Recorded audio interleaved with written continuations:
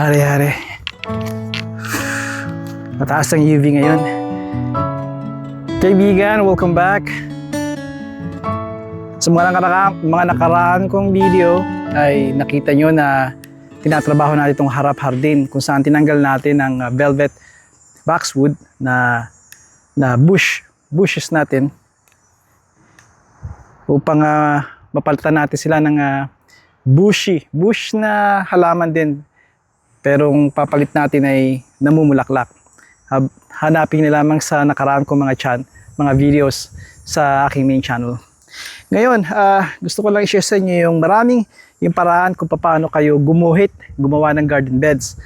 Nakikita ninyo na gumagawa ako ng panibago. Medyo nilalakihan natin ng konti, ilang pulgada lang, maybe 2-3 pulgada lang, papunta sa kalsada. Sa ibang pagkakataon ko na lamang ipapaliwanag sa inyo kung bakit wala kayong sidewalk. And I'm sure, naggumawa ko ng research ko, and I'm sure hindi dahil walang sidewalk, that doesn't mean lupa nyo yan. Totoo, kaibigan, ang kinakatindigan ko ngayon ay lupa ng munisipyo, ng bayan, ng town namin. Ganon din kung saan nakatindig kayo, ang camera, ang tripod. Kaya kung makikita ninyo ang puno namin si Liver Tree, isang hakbang pa, doon magsisimula ang aming lote. So, ang ibig sabihin nun, mula dito sa gutter, kurbada, dito sa main storm drain, hanggang lampas kay Liver Tree, sa puno na yan, ibig yung puno na nakikita nyo yan, hope nakikita nyo yung pine tree na yan, ay pag-aari ng munisipyo. Pero bakit ka nagtatanim ng mga halaman? Gawain ito ng mga tao dito na magtanim. Inaalaw yun ng city. Sa iba't ibang mga bayan, iba-iba ang rules. Ang mga bayan na nakagista na may halaman na hardin ay okay lang sa kanila. Huwag lang tatayo ng solidong struktura tulad ng maybe shed or garahe nyo or anything na solidong struktura dahil hindi nga yun lupa nyo. Kung halaman lang, madaling bunutin. Kung may magtatrabaho dito, sabihin natin na drainage. Sa ilalim nito ay may mga gas, yung may tubig, may cable, at yung iba may kuryente. Nandito yan sa lahat ng lupa, even internet.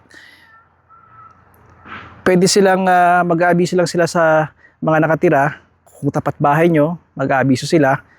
At ilang linggo bago nila umpisahan ang trabaho. At magtatrabaho sila, maghuhukay sila. O once mahukay nila at magawa nila ang trabaho, babalik nila sa kaya nilang kung ano yung dadatnan nila. Hindi man perfecto, gagawa nila ng paraan tulad ng kung binuksan nila o hinukay nila ang lupa at nasira yung lawn nila. Papalitan nila ng dalagyan na ng bagong binhi at maybe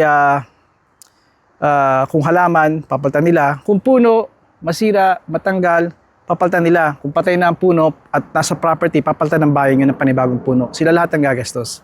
Kaya sa inyo na lang siguro, kung nasira halimbawa, nasira itong garden beds or hindi kayo masaya sa pagkakabalik nila, ay kayo na lang mag-finesse, kayo na lang mag-ayos. Dahil hindi naman ito talaga hardin nyo sa umpisa. Kaya yun ang maikli kong paliwanag sa inyo. Of course, may mga detalye pa yon, may mga legal pa yon, may mga you can say they look the other way dahil hindi naman talaga ito action na mabigat at minsan taxpayer din yun kung gagawa na action. Pero ito nga, nakikita ninyo at mapapansin nyo yun dito. Okay. Isa pa, sa mga dalaw ba't gumawa ko ng video ay nakita niyo yung tabla. Meron akong 2x6 dito na more like 1x6 na ang ginagawa ko, inaapakan ko siya dito. Once na makuha ko, ang sinusukat ko muna, kaibigan, 55 inches mula kurbada. Alright? At Hukayin ko ng konti. Hukayin ko din dito. Hukay-hukay gamit ito. Hukayin ko dito. Susukatin ko sa kabilang dulo. 55 inches din o kung ano man yung preparado nyo. Hukayin nyo dito. Ngayon may dalawa na akong na-cover. At dadalhin ko itong aking tabla. Ilalagay ko dito. At susukatin ko muli hanggang makabuo ko ng isang linya na gusto ko. Yung linya. Pagkatapos noon, ilalagay ko ang tabla kung saan ko hinukay. Lagyan ko ng marka. Ito, di ba? Dulo to dulo. Dito at dyan. Susubukan ko, gagawin ko na pantay sila. At once na makita kong pantay sila, aapakan ko ang tabla. At mula dito, sa pagkakaapak ko ng tabla, ay dahil malambot ang lupa natin, meron akong nakakuha tayo ng brake.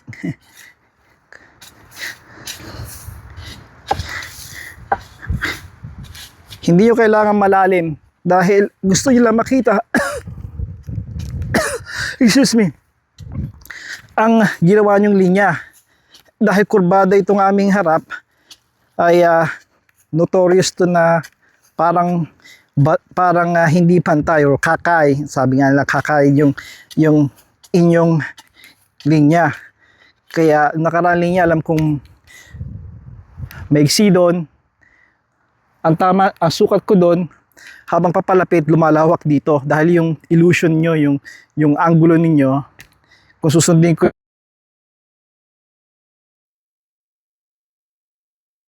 parang makipot dito na. Kaya ang ginawa ko, pinalawakan ko. Nadagdagan to na siguro 10 pulgada nun. Kaya susubukan ko lang pantayin at titingnan natin kung hindi magkaari. Kita ninyo, nakagawa na ako ng linya. Dahil nandito pa rin ako, sasamantalahin kong maghukay ng konti pa para talagang malalim. Madali kong magawan. Madali kong makagawa ng linya. Ngayon kaibigan, makikita ninyo, nakagawa na ako ng linya. Hindi man perfecto, pipinahin ko na, i-finesse pa natin yan paghanda na ako. Sa ngayon, ang importante, makita ko yung picture, yung big picture, yung ma-estima nyo, makita nyo kung anong ginawa ninyo. Dahil sa kanya na papantayin yan. At ganon din ang gagawin natin dito. Tatapat natin. Hindi kailangan talagang perfecto, pero gawin nyo ang kaya nyo. Dahil hindi pa tong pinali. Ngayon,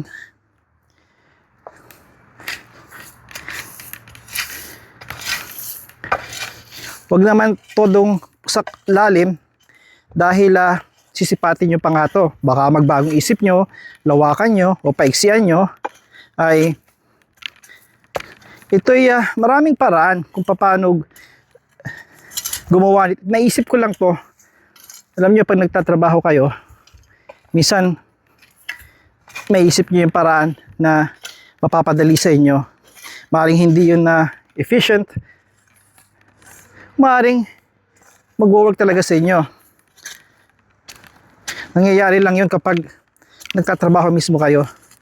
Ganun yan sa mga mekaniko. Nakakanap sila ng paraan. Hindi kailangan bumili ng bagong tools. May paraan sila na mag-work sa kanila. At I think yun ang talagang natural na nangyayari kapag may ginagawa kayo. Kaya kita ninyo, may isa pa akong batch, may isa pa akong linya. Kita nyo yung kung gaano kadali ito. At ito, bibilisan ko ng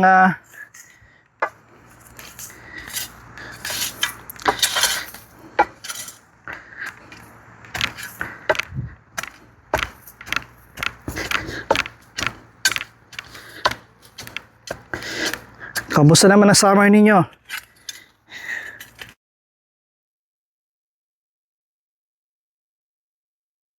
Mga nangyayaring events, no? May mga may nakita akong video na pumunta itong mag-anak sa yung piyesta, kainan. Nagharap dito yung mga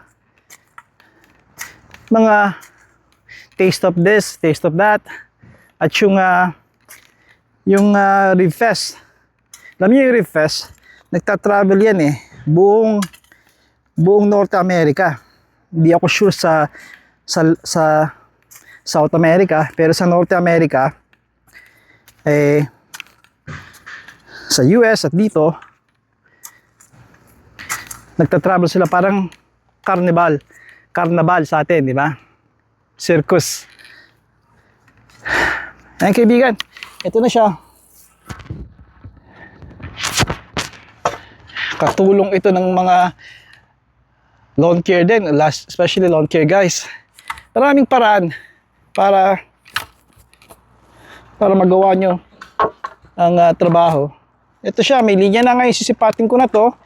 At once na masaya ako, saka ako pipinahin nga. At gagamitan ko ng shovel na yung spade ko. Nakita niyo nasira ko ng spade ko, di ba? Kaya may reserva pa ako, pero yun ang paboritong spade eh. Marami akong alaala tungkol doon. Gamit yun, spade na yun. Kaya at hindi ko alam kung makagawa ko ng panahon para maayos yun. Kaya sa ngayon ay kung ano yung ating reserba, yun ang gagawin natin. Kaya parating na. Kaibigan, dito ako papaalam sa inyo. At hanggang sa muli, padayon.